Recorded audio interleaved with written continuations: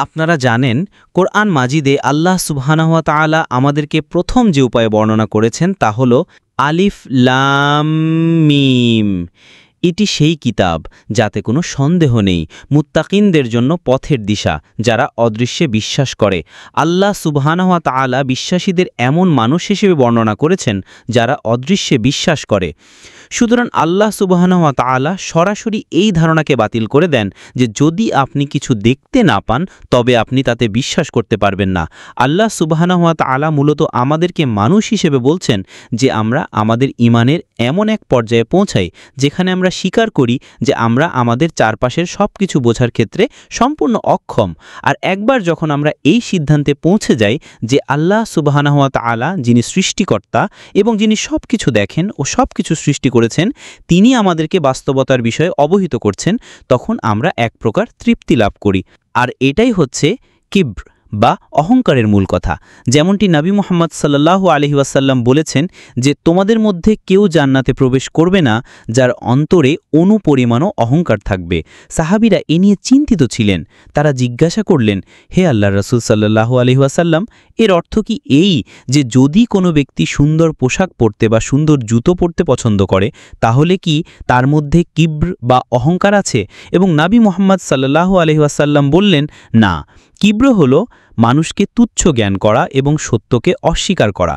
মূলত কিবরা আসে এই ধারণা থেকে যে আমরা নিজেদেরকে বড় মনে করি। তাই যখন আমরা বলি আল্লাহু আকবার, তখন আমরা বলি আল্লাহ সব কিছুর চেয়ে বড়। আর যখন আমাদের মধ্যে কিব্র থাকে তখন আমরা মনে করি যে আমরা আল্লাহর সুবহানাহু ওয়া তাআলার চেয়েও বড়।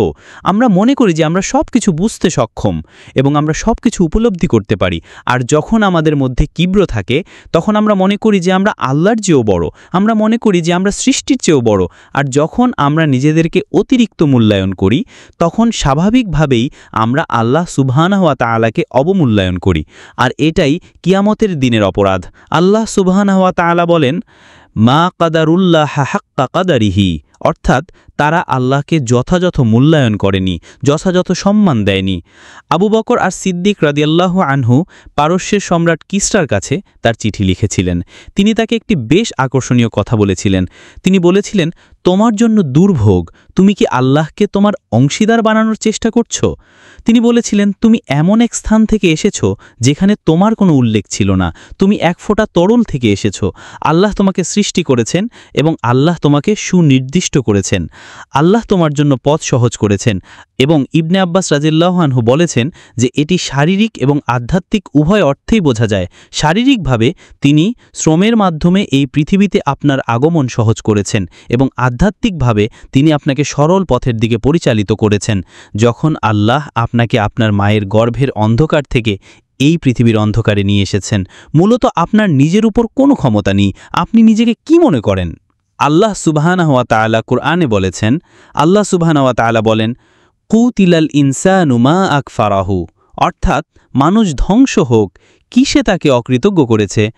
মিন আইয়ি শাইইন খালাকাহু, কি থেকে তিনি তাকে সৃষ্টি করেছেন। মিন নুতফা, এক ফোঁটা তরল থেকে। খালাকাহু ফাকাদ্দারাহু, তিনি তাকে সৃষ্টি করেছেন এবং সুনির্দিষ্ট করেছেন। আল্লাহ তাকে সৃষ্টি করেছেন যখন তিনি চেয়েছেন এবং আল্লাহ তখন তাকে সুনির্দিষ্ট করেছেন। আল্লাহ আপনাকে সৃষ্টি করেছেন। আপনার সৃষ্টিতে আপনার কোনো হাত ছিল না। আপনি যেভাবে সৃষ্টি হয়েছেন তাতে আপনার কোনো হাত ছিল না।